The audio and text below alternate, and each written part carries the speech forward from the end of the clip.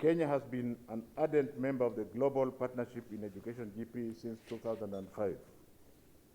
Between 2005 and 2020, our country has received a total grant of $209 million to support education sector interventions. The GPE financing has over the years supported government of Kenya, which allocates more than 25% of its total annual budget to the education docket. We thank His Excellency the President, Uhuru Muigai Kenyatta, for recognizing the important role of education and the need to safeguard education budgets. Through financial support of GPE, the government of the Republic of Kenya has been able to achieve the following important milestones. One, the government has procured and distributed a total of 10.5 million textbooks, including those meant for special needs education, in the spirit of Leave No Child Behind. This well-organized central procurement of textbooks has led to a cost reduction on expenditure of books by up to 70%. The good practice under GP has been adopted by the government, which has enabled us to distribute more than 60 million textbooks to public primary and secondary schools to date. Thanks to this arrangement, we now have achieved a ratio of 1-to-1 learner textbook ratio. Number two, through the Teacher Service Commission, TSC, we have trained more than 102,000 grade 1, 2, 3 teachers in innovative ways of teaching mathematics under CBC. Our assessments show that through this training, we have managed to improve learning achievements in early grade mathematics competencies to incredible levels. Number three, the GPE support has helped us to enhance classroom teacher support on pedagogy and content mastery by curriculum support officers. Number four, the Kenya Institute of Curriculum Development, KICD, has utilized GPE funds to develop curriculum designs for competency-based curriculum in primary teacher education and enhance remote learning interventions. Number five, all tutors in primary teacher training colleges have been retooled to be able to effectively implement CBC. Number six, under GPE-funded School Improvement Program, SIP, we have improved learning environment and learning outcomes in 4,000 previously low-performing schools.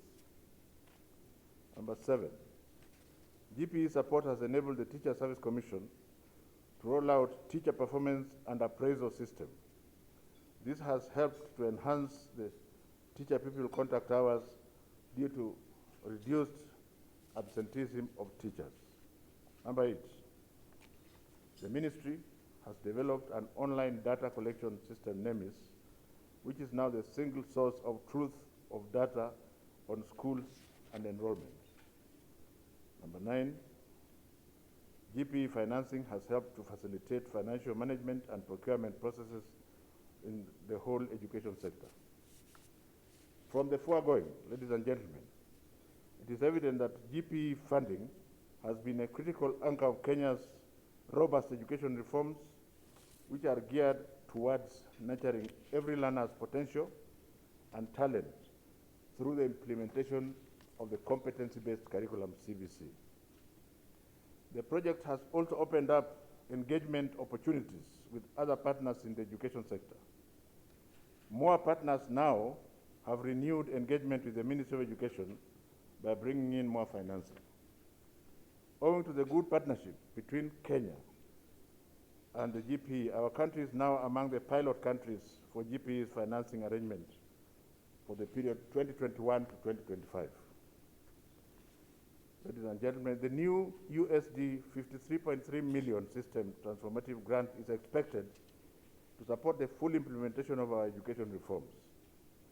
We will also benefit from a further system capacity grant of $3.8 million and a multiplier grant of $40 million. As a country, we are very excited with the GPE partnership and prepared to continue cooperating and putting in place measures that will ensure the partnership continues as per our agreement. On behalf of the government of the Republic of Kenya, I am today releasing a statement which underscores our firm commitment to protecting domestic financing for education. This statement is anchored on the bold step that His Excellency President Uhuru Kenyatta and the Prime Minister of the United Kingdom, the Right Honorable Boris Johnson, made to come together to launch the fourth replenishment campaign for Global Partnership GPE in October 2020. This campaign aims to raise at least $5 billion for the 2021-2025 cycle of GPE and provides critical additional resources that are required for GPE to continue playing its leading role in supporting educational transformation across the world. With only a few weeks to go before the Global Education Summit, which is scheduled for 28th and 29th of July 2021 in the United Kingdom, Kenya's commitment to this cause remains solid.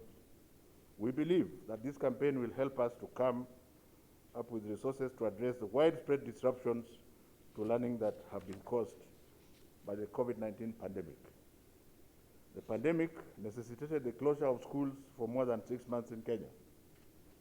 The aim was to protect our children, teachers, and their families from the threat of this virus. The social and economic ramifications of these school closures, which include lost learning time, a widening of education inequality, increased vulnerability to social and personal risks, including teenage pregnancy and substance abuse, economic uncertainties unrelated to the pandemic, and distinctive socio-cultural pressures have put more children at risk of dropping out of school than in any other time over the past 2 decades. The time to act is now. This is why Kenya, the government of Kenya, is firmly in support of the GPE Replenishment Campaign 2021-2025. Therefore, I humbly join my President, His Excellency Uhuru Muigai Kenyatta, UK Prime Minister, Right Honorable Boris Johnson, and other world leaders in demonstrating my commitment to the future of our children by raising my hand in support of 2021-2025 replenishment campaign. Thank you. The summit is about domestic financing, and PS Muya, and you'll have heard CS Magoha and others, Kenya is such a leader on this, not just here in Kenya, but also encouraging others to do that. So the second point is it's about raising funding. And the third point is it's about looking ahead. We know the 21st century education systems are going to need to be a bit different, and we're about learning what that means. We know the COVID crisis has focused on sort of sets of digital issues and how you use education technology to deliver education. So this summit is about looking ahead. What are the skills that children need in the 21st century to be able to fulfill their dreams, and what kinds of education systems help deliver that? So that's what this summit is about. Thank you. But too often, it's their constant limits the partnership for education and ensure that all progress and prosperity of our experience. In Western part of Kenya, I have owned to visit